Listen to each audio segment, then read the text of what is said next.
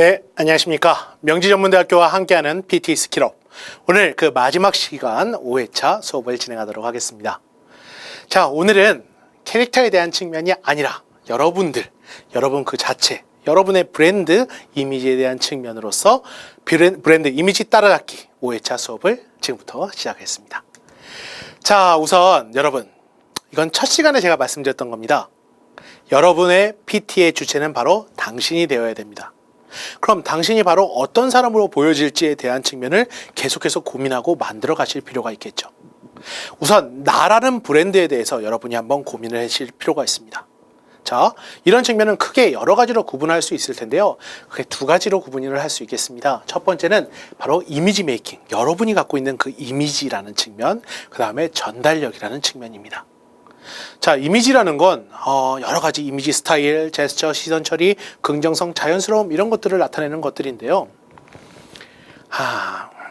뭐 솔직히 말씀드리면 여러분 뭐 수업에서 이렇게 말해서 좀 그렇긴 하지만 세상은 불합리합니다. 네, 왜 불합리하냐면 제가 아무리 열심히 강의를 하더라도요. 여러분 뭐 박서준이나 공유가 와서 특강을 하면 여러분 거기 가서 그걸 들으시겠죠. 네, 세상은 불공평해요. 어쩔 수 없습니다. 야, 그럼 어쩔 수 없잖아요. 제가 다시 태어나도 그렇게 태어나지는 못할 겁니다. 그럼 어떻게 해야겠습니까? 지금 할 수 있는 입장에서 최선으로 내가 어떻게 내 이미지를 만들 수 있을 건가? 그걸 고민해야겠죠. 네, 지금 입장에서 어떻게 하면 더 당신에게 기억되고 좋은 방향의 이미지를 만들 수 있을까? 그걸 여러분이 저와 같이 지금부터 생각해 보도록 하겠습니다. 자, 원래 발표자의 이미지부터 한번 가볼게요. 발표자의 이미지. 이 측면은 누가 봐도 호감이라든가 좋은 이미지를 말하는 것입니다. 대표적인 측면이 바로 그 첫 번째 청결함이죠. 청결함. 자, 청결함의 의미라는 건 바로 자기 관리, 호감도 향상, 비호감도 하락을 의미하는 겁니다. 그러니까 어떤 사람이든지 간에 깔끔하게 나오는 것과 예를 들어서 만약 제가 이렇게 흰 셔츠를 입고 있는데 떡볶이를 먹었다 흘렸던 게 여기 딱 있어. 그러면 상대적으로 봤을 때 저 사람은 저런 것도 체크하고 오지 않았나. 정말 기본적인 관리가 안 돼 있는구나. 뭐 이렇게 될 수도 있고요. 머리 스타일 같은 경우에도 마찬가지겠죠. 막 너무 떡진 머리라든가 누가 봐도 너무 부시부시해요. 그렇게 되게 되면 상대적으로 너무 호감도 자체가 떨어지게 되겠죠. 그런 측면에서 청결함이라는 건 가장 기초적인 측면에서 호감도를 향상시킬 수 있는 방법이자 비호감도에 대한 하락을 할 수 있는, 그러니까 그래도 뭐 내 얼굴 스타일이나 뭐 다른 스타일이 내 스타일은 아니지만 그래도 뭐 깔끔하니까 이렇게까지 인식할 수 있는 중요한 포인트가 된다는 겁니다.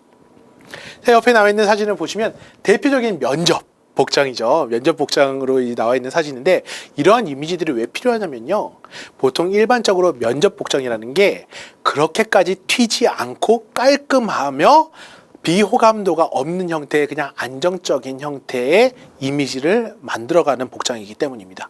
그래서 여러분들이 보통 PT를 할 때도 원래 PT 주제에 따라 조금 다르긴 합니다. 되게 임팩트 있게 가거나 화자에게 집중되는 주제에서는 조금 더 튀는 거나 아니면 튀는 포인트를 갖고 있어도 상관없지만 일반적인 측면에서 PT에서는 이런 안정적인 청결하고 자기 관리가 잘 되어 있는 복장을 하고 계시는 걸 추천드립니다. 자, 여기 있는 사진을 보시면 대표적으로 면접 복장이죠. 여러분이 PT를 하실 때는요, 이러한 면접 복장을 참고하시는 게 가장 좋은데요. 왜냐하면 바로 이 면접 복장이 튀지 않는 복장이기 때문입니다. 실제로 여러분에게 청결함을 나타내면서 아니면 어떤 내용 전달을 할 때 가장 일반적인 게 이러한 면접 복장이라고 할 수 있는데 보통 이런 복장을 설정할 때 어떻게 하겠습니까? 상대에게 거부감을 주지하고 되게 안정적이고 뭔가 이 비호감도에 대한 하락을 만들어갈 수 있는 복장을 보통 이러한 면접 복장으로 많이 설정을 하게 됩니다. 가장 일반적인 형태의 복장이라고 할 수 있죠. 하지만 무조건 이게 다 좋다라는 건 아닙니다. 주제에 따라 좀 달라질 수 있어요. 여러분이 말하려는 주제가 당신이 주가 되고 기억하는 요소, 당신이란 사람에 대해서 꼭 기억을 해야 되는 측면이 있으면 그러한 화자에 대한 기억 요소가 필요하고 그 반면에 이제 차별화된 이미지 요소가 꼭 있었을 때 훨씬 더 그 사람에 대해서 기억하기 쉬운 거죠. 근데 요걸 할 때도 주의하실 건 차별화된 이미지는 좋은데 그게 너무 과해서 거부감이 일 정도면 안 됩니다.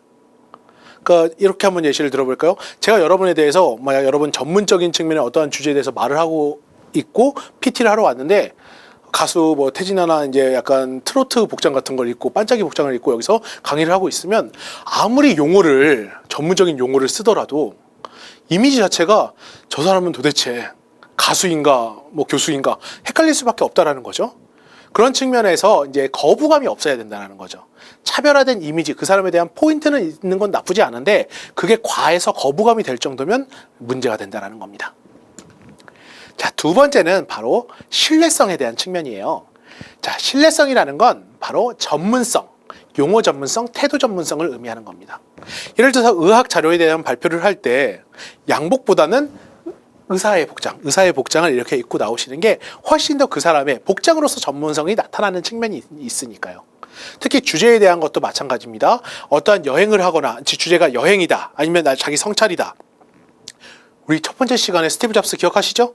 가장 활동성이 높은 형태의 제품 설명. 그걸 할 때는 어떻게? 주제와 일치되는 복장을 하는 게 좋고요. 의사나 어떠한 전문적인 측면을 할 땐 의사의 복장이라든가 여러분이 어떠한 주제를 함에 있어서 달라질 수 있겠죠. 이렇게 하는 것도 하나의 방법이 되지 않겠습니까? 만약에 뭐 애국심이라든가 독립운동이나 이런 측면을 갖고 할 때는 꼭 한복 입고 나오시는 분들 많잖아요. 그러니까 이런 것들도 하나의 그 주제와 일치된 복장이라고 할 수 있습니다. 근데 이게 신뢰성이라는 건 우리가 4회차에서도 3회차에서도 말씀드렸듯이 복장뿐만 아니라 용어에 대한 전문성이라든가 태도에 대한 전문성이 있었을 때 훨씬 더 플러스가 됩니다. 이 태도에 대한 전문성은 이런 거예요. 여러분, 제가 가장 여러분이 발표를 잘하기 위해서 필요한 게 누구보다 이 주제에 대해서 당신이 최고의 전문가면 잘할 수 있다고 말씀을 드렸어요. 근데 여기서 중요한 건요, 그럼에도 불구하고 상대를 존중해야 된다는 겁니다. 이게 바로 태도 전문성이에요. 만약에 여러분이 어떤 내용을 설명할 때 초등학교 5명 앞에서 이 설명을 할 때 이 친구들의 질문을 하나하나 들어주면서 하나하나 존중해주면서 말하기 쉽지 않습니다. 왜냐하면 내가 이걸 훨씬 더 알고 있고 얘네는 다 모르니까. 하지만 그럼에도 불구하고 실제로 그 차이가 많이 남에도 불구하고 이 사람을 존중해 주셔야 되고 내가 전문가이나 단순히 가르친다가 아니라 같이 공유한다라는 태도를 유지하셔야 훨씬 더 효과적으로 당신의 신뢰성을 전달할 수 있습니다. 자, 세 번째는 바로 긍정성입니다. 자, 어느 발표나 마찬가지로 여러분은 긍정성이 필요해요. 항상 긍정적인 발표자가 되어야 됩니다.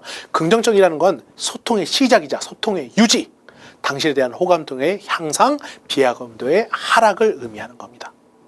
쉽게 말하면 웃으세요. 웃어주세요. 긍정적으로 반응해주세요. 적극적으로 반응해주세요. 뚱한 표정하고 계시지 말아주시기 바랍니다.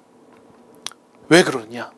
여러분, 제가 지금까지 정말 수많은 강의를 해보면서 한국 사회에서 느낀 것 중에 하나가 뭐냐면요, 어디를 가나 발표나 강의를 하다 보면요, 한 70% 정도는 무표정으로 있습니다. 이렇게 표정이 하나도 없어요. 이렇게 있습니다. 여러분도 힘이 떨어지죠.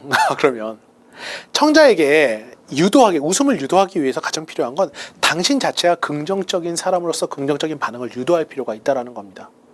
당신이 적극적으로 나가면, 더 자세히 들어가면 그 사람도 그렇게 반응을 하게 됩니다. 여러분 자체가 되게 뚱해서 혹은 약간 굳어있는 표정으로 그냥 뻔한 게 이걸 읽어가기만 한다, 어떤 내용을 읽어가기만 한다, 이러면 당연히 듣는 사람들도 거기에 대해서 반응을 하지 않을 겁니다. 웃는 게, 적극적으로 다가가는 게 바로 소통의 시작이고 지속적으로 이러한 공감이 유지되는 게 바로 소통의 유지입니다. 그래서 여러분은 긍정적으로 웃고 상대방이 긍정적으로 인식할 수 있는 표정을 만드셔야 될 필요가 있습니다. 자, 그래서 제가 여기서는 정말 실질적인 측면에서 웃는 표정 연습 방법을 알려드릴게요. 자, 여러분 이 화면을 보시는 분들 따라해 보세요. 자, 한번 웃어보시기 바랍니다. 네, 해보신 건가요?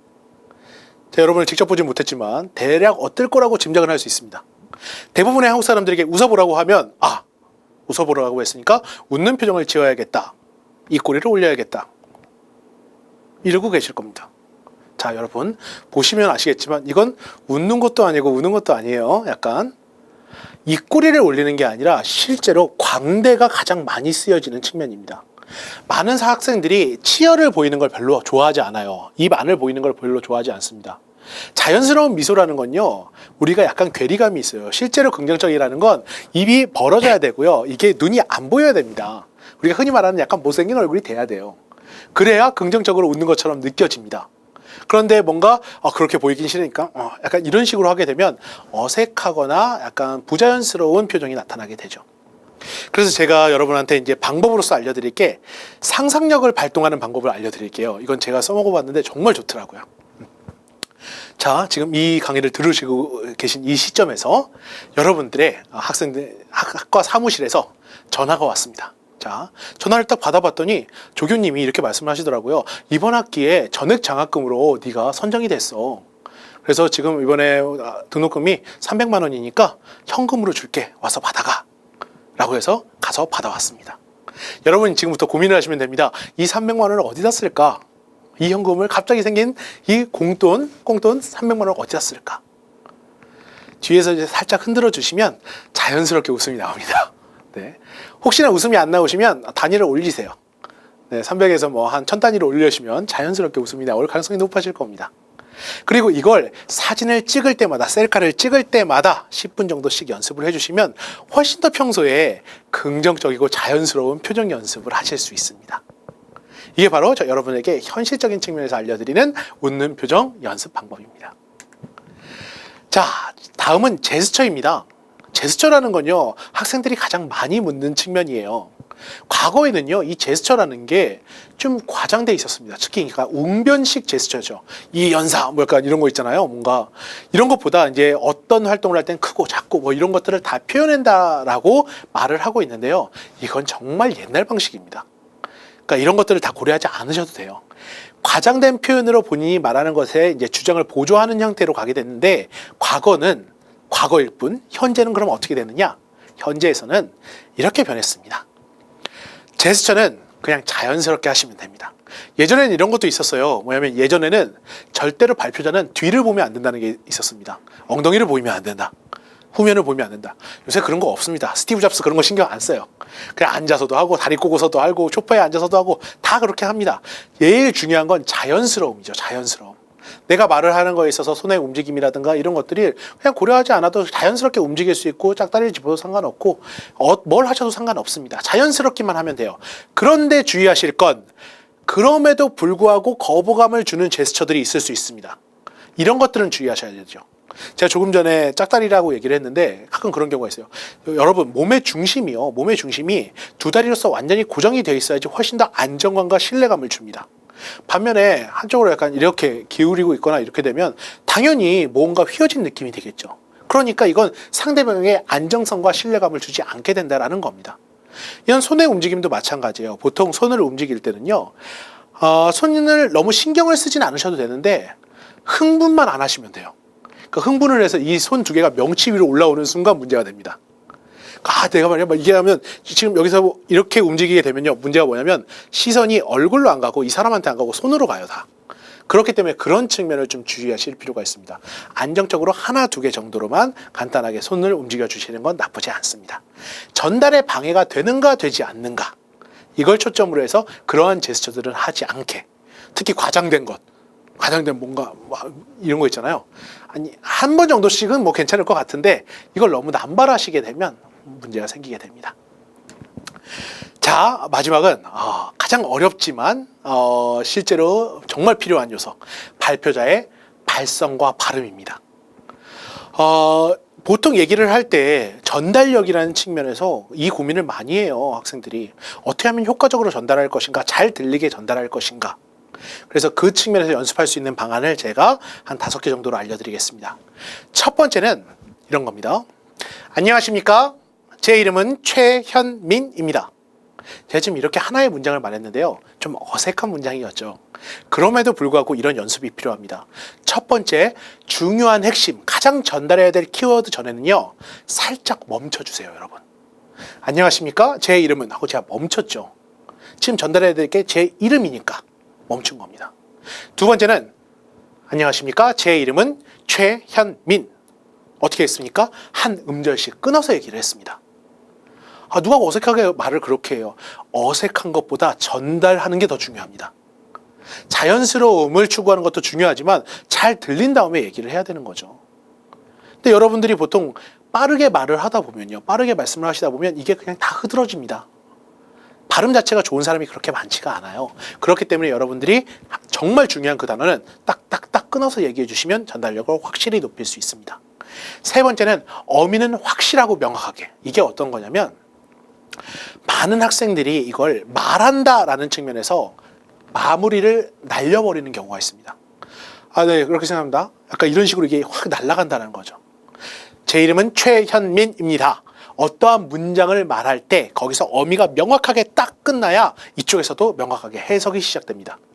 그런 의미에서 여러분들은 어미를 특히 어미 그렇게 생각합니다. 여기에 대해서는 어떻게 생각하시나요? 이렇게 그 어미에 대해서 말을 할 때는 명확하고 정확하게 말씀을 해주실 필요가 있습니다. 네 번째는 생각하시는 것보다 속도를 훨씬 더 천천히 말씀을 해주셔야 됩니다. 아예 그 기준을 말씀드릴게요. 4마디, 그러니까 이걸 멘트로 작성을 했을 때 4마디에서 7마디가 지난 다음에 순표가 있어야 되고요. 또 4마디에서 7마디가 지난 다음에 맞춤표가 있으면 됩니다. 그 정도 속도입니다. 속도 양으로 봤을 땐 1분 10초 정도의 한 500자 정도의 양이라고 보시면 되겠습니다.